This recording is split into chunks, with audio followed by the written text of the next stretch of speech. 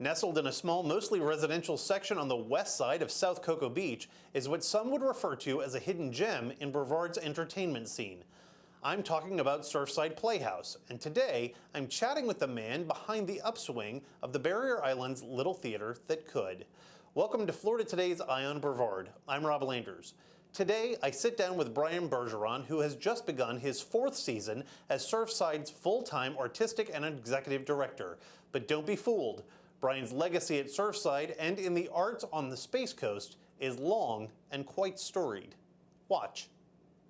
Brian, thank you so much for sitting down with me to talk about all things Surfside Playhouse. Sure. Your season. I'm very happy to be here today. So let's before we dig into your season, Okay. let's talk about Surfside and a little bit about Surfside's history. Sure. Yeah. Yeah, okay. Well, we're sitting in Surfside Playhouse right now. This building was actually constructed for the players, Surfside players, who several seasons prior to the construction of this by Cocoa Beach, the city of Cocoa Beach, they performed at area hotels and restaurants and stuff.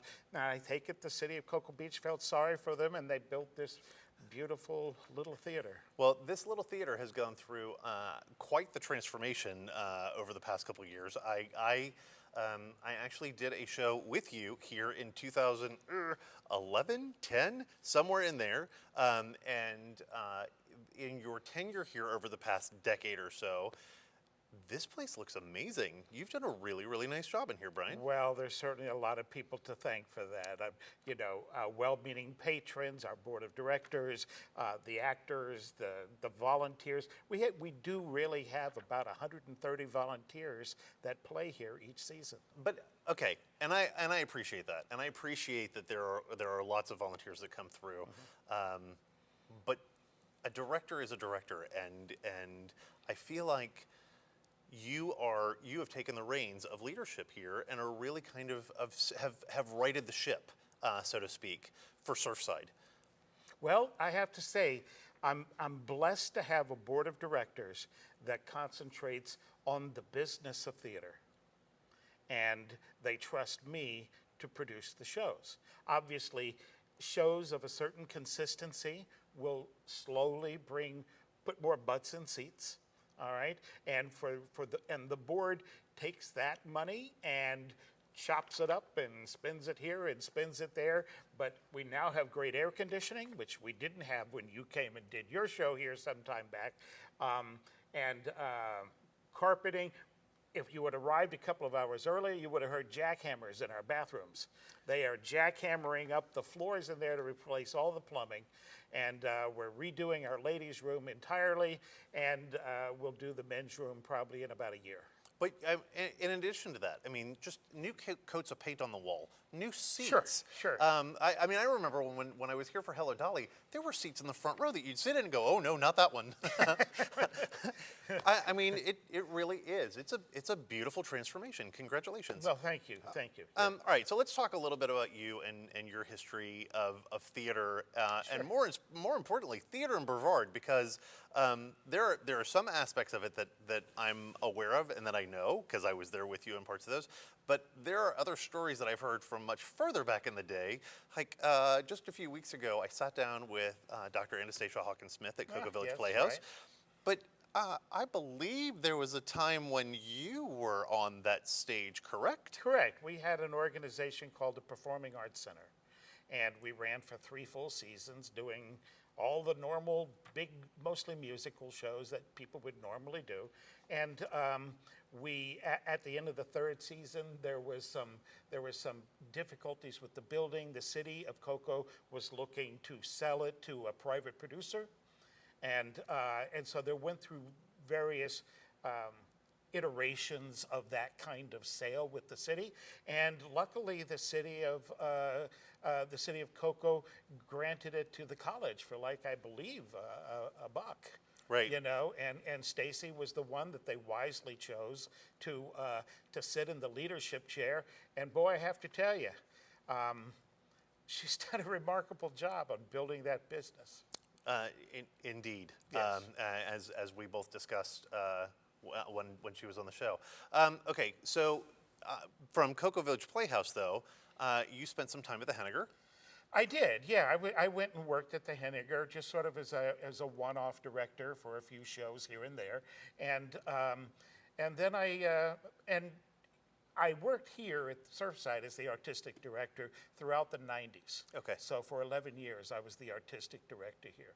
I left in 1999. I had my own business at the time called Looking Glass Entertainment and Productions, who was founded by Bruce McReynolds, of which I purchased at some point. And we toured shows around the state of Florida and Georgia, shows like The Miracle Worker, To Kill a Mockingbird, things that would be that would appeal to college audiences, adult audiences, and maybe middle school and up, that sort of thing.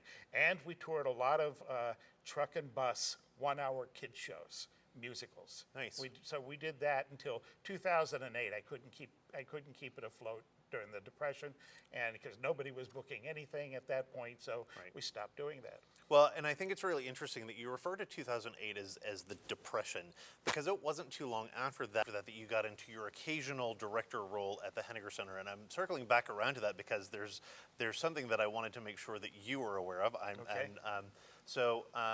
Stephen Heron at Titusville Playhouse, as you know, is now the executive director over both the Titusville Playhouse and the Henniger Center. Correct. And as they have gone through all of the ticket sales for the Henniger over the past, decade or so, everybody talks about the Color Purple. Oh my God, the Color Purple was the biggest selling show. It was no, the most attended show on record at the Henniger Center was The Producers that you directed in 2000 and I believe 10, 11?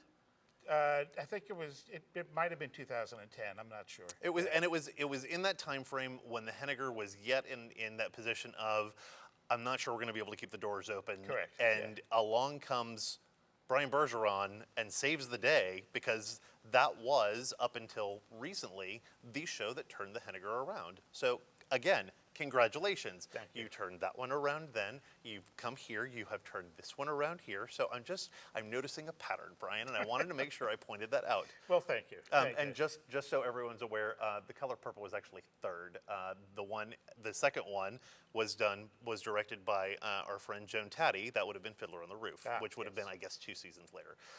Okay, so let's talk about Surfside's season this year. You just wrapped up Neil Simon's Brighton Beach Memoirs. Right. What's coming up? Now, 2 weeks ago, I had John Torres on the show. He was talking about his role coming up in Curtains. Talk to me about that. When are we opening? What's... Well, we open November the 8th, and we run for 3 weekends. Curtains is a musical mystery comedy. All right? It's like it will appeal to lovers of cozy murders. All right, because the character of Chaffee, who was the detective in this story, is kind of fashioned after those 70s, 80s, early 90s TV show type detectives. All right, so people will feel very familiar and it'll be a blast from the past from them on that. Okay, I'm having an moment. Like, now I get it. So seeing your cast list and knowing that Rob Kenna is playing that role, it's Correct. like, oh, now I get it, because I can completely see him in that 70s, 80s PI kind of role. That was brilliant casting. Yeah, thank you. It's my first chance to work with Rob. I'm very excited to do that. But we have a really good cast wrapped around, and the play itself is a show within a show. The show within a show was actually Robin Hood done a la Western style. Okay. Called Rob Hood. The typical thing with Robin Hood goes to the archery competition and shoots an arrow in half that's at the bullseye. Well, for us, it's a bullet. Somebody gets to shoot a bullet in half. They just have to take our word for it, because that kind of action's too small for the audience to actually see. And then, but the primary story is actually death in the cast, a murder in the cast. We actually grow to 3 murders in the cast. Okay, so after Curtains, what are you looking at Well, later? we're doing like a really favorite of patrons around probably the United States, Arsenic and Old Place. Oh, okay. Just a just a really fun, solid script with characters that are absolutely iconic and memorable. Well, most viewers will likely know the title from the Cary Grant? Cary Grant movie, I believe so. Yes. Is that Cary Grant and Not Audrey Hepburn? I don't believe. Yeah, No, no, but Cary yeah, Grant, yeah. yeah. And I don't think that show has been produced here in Brevard County since the theater company of Palm Bay did it like almost a decade ago when Maybe they so. were here. Yeah. When I was in Looking Glass, we actually toured a production of that, and if my memory serves me correct, we actually took it to the Henniger Oh, okay. from my warehouse in Rockledge. Oh. Yeah, yeah. Cool. So, but that would have been some time ago, like early 2000s. Yeah.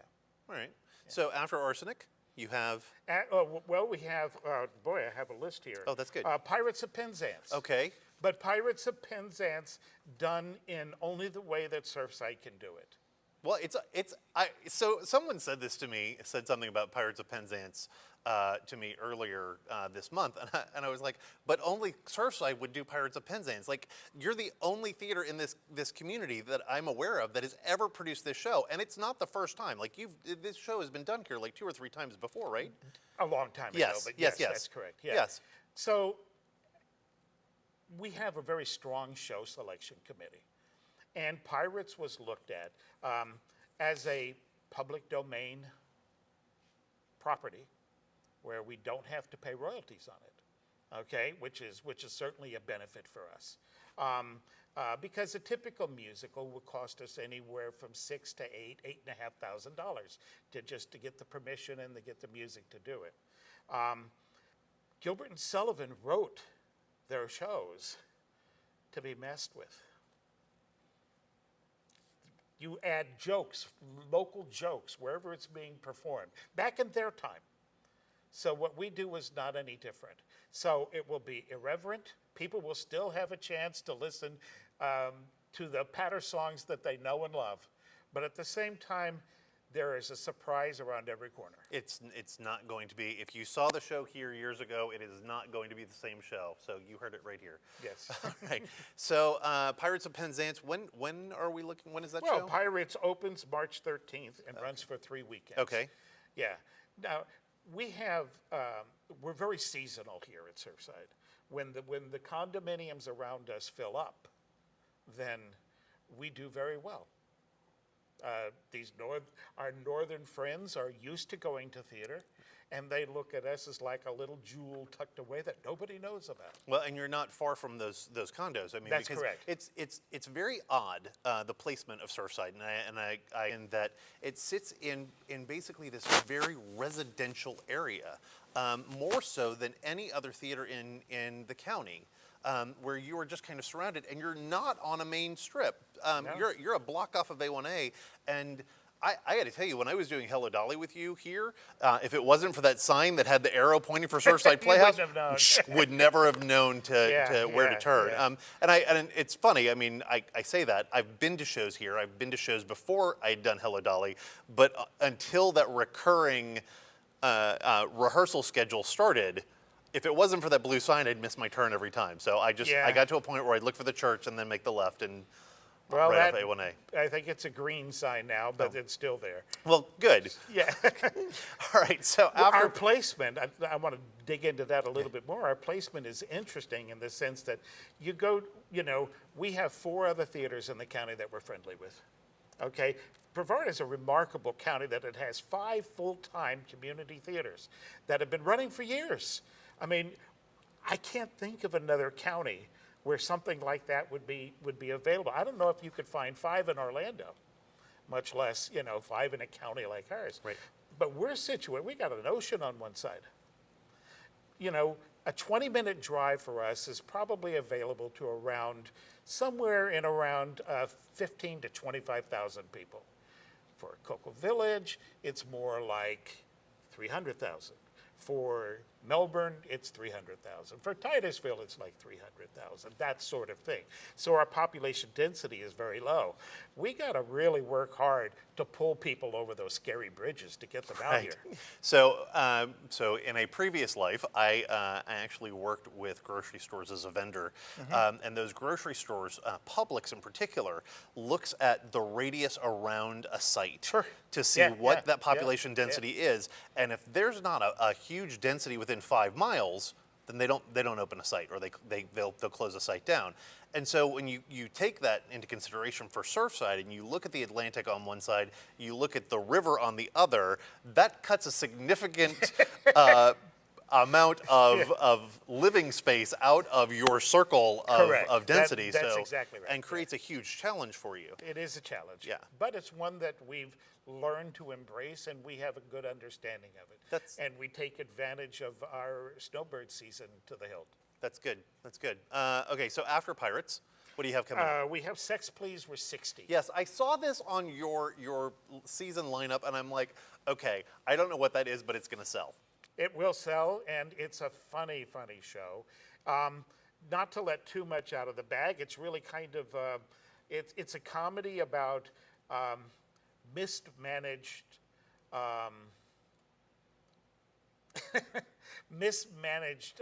sex pills.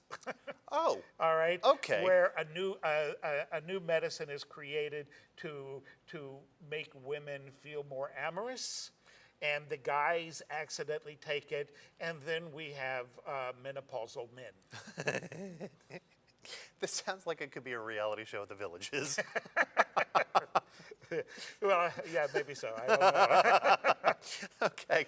After the Sex After 60, the sex, what is the title of this one again? Sex Please, We're 60. Sex Please, We're 60. Okay. After this show, what are you closing your season up with? Well, we have our latest iteration of our Fractured series. Okay. The Three Musketeers Fractured. Okay, Nick, you've done a really, really good job with these, because these are written, you write these, That's correct, right? yeah. Okay, so you started this with the, no, I was going to say Alice you started in this, Wonderland. yes, Alice in Wonderland. Last year you did The Wizard of Oz? 2 years ago you did We did Wizard of Oz.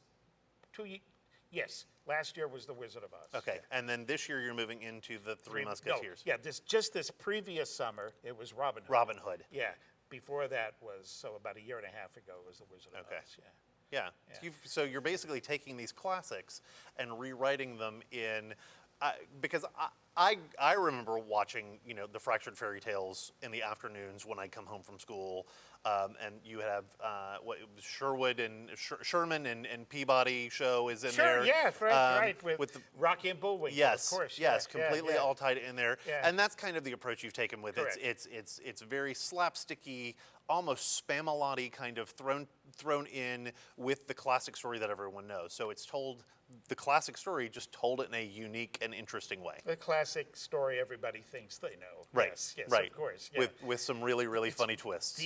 These shows have grown to be remarkably popular, and they have a tendency to bring a different crowd.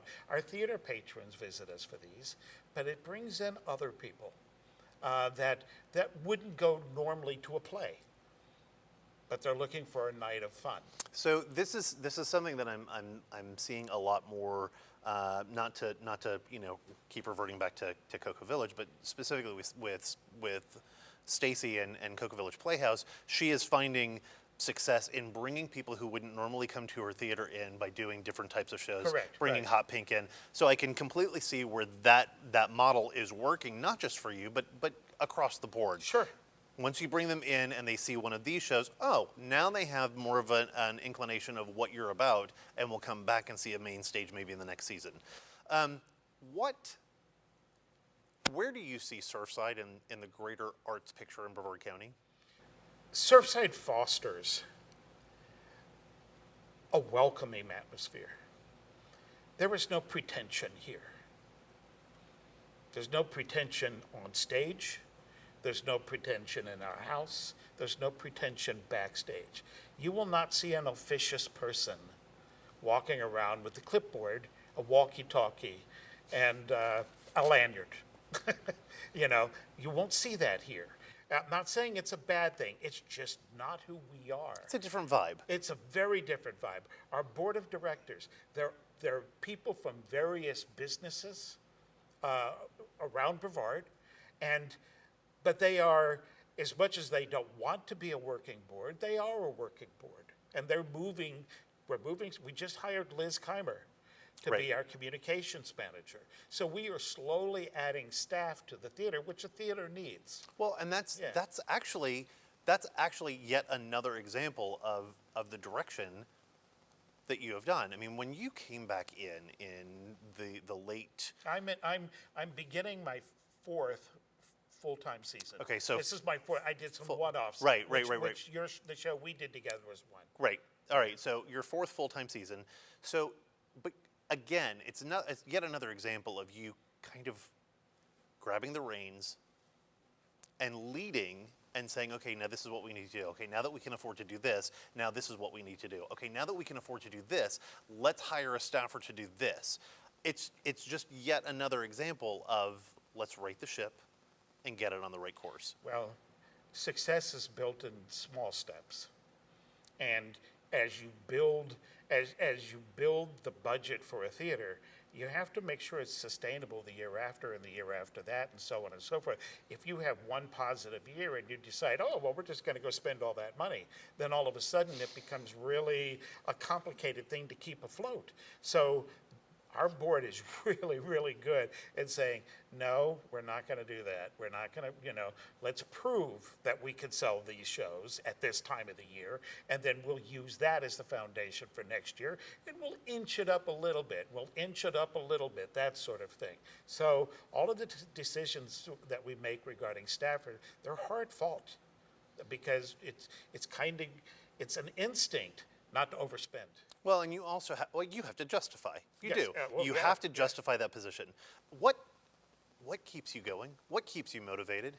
What gets you out of bed and goes, okay, yes, I'm ready to go back into the theater again today? The people. I'm infatuated with the process. It's the process that gets me going. When a show opens, I love to see the audience respond, but I'm done.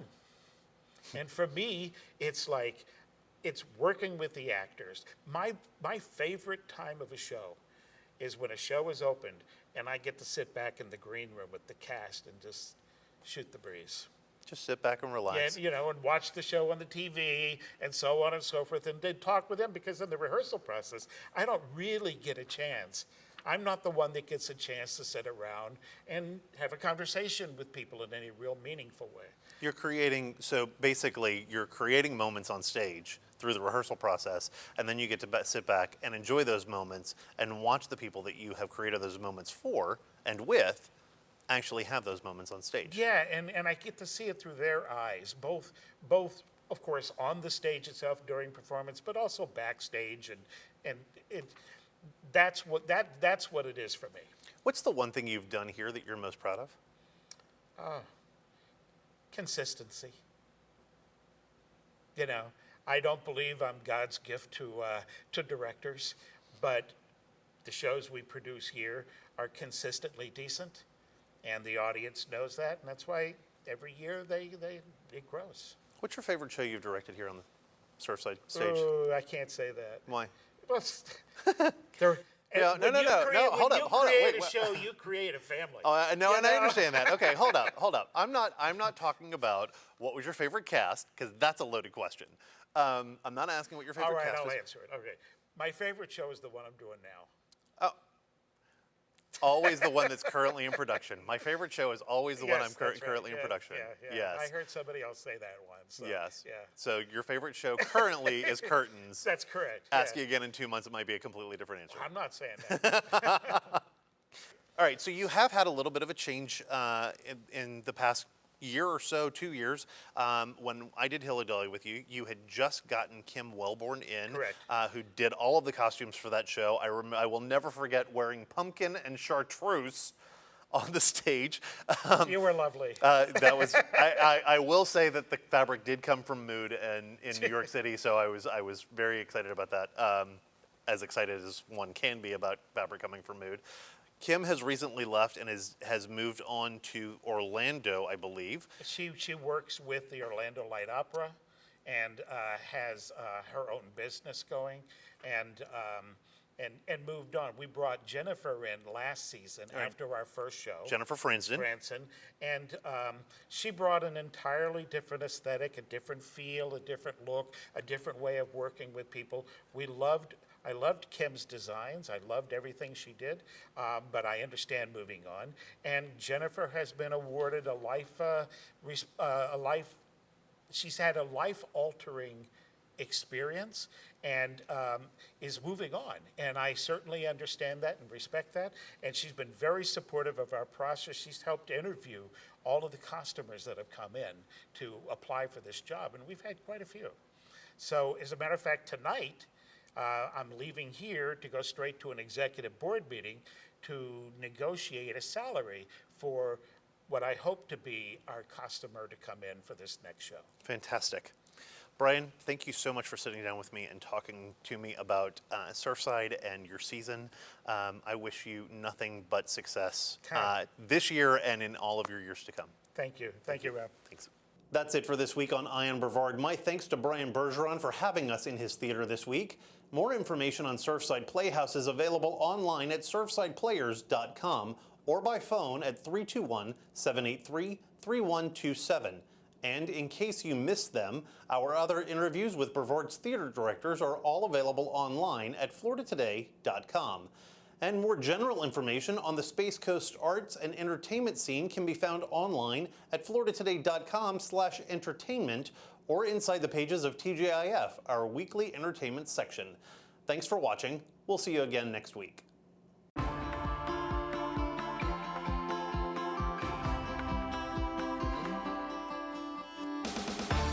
The role of opinion journalism is to hold the powerful accountable and give voice to the voiceless in our community. Hi, I'm Isadora Rangel, Public Affairs and Engagement Editor at Florida Today. The Space Coast is special for many reasons, and I love the innovation we're seeing across the county and the smart people we're attracting to our area. You may have noticed that I have an accent. I was born in Brazil, but it doesn't take a rocket scientist or even a native of Florida to know that the Space Coast is filled with people who want to achieve more for their lives. It is gratifying to me to help shine a light on those who are achieving more the right way, those who are cheating the system, and those who are falling through the cracks. I take pride in bringing community issues that go unnoticed into the foreground and helping you understand why the issues are so important to us.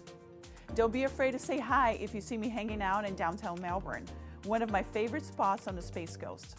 You can also find me on social media or drop me an email anytime. I'm Isadora, and I am one of the Florida Today journalists ready to help you know the Space Coast.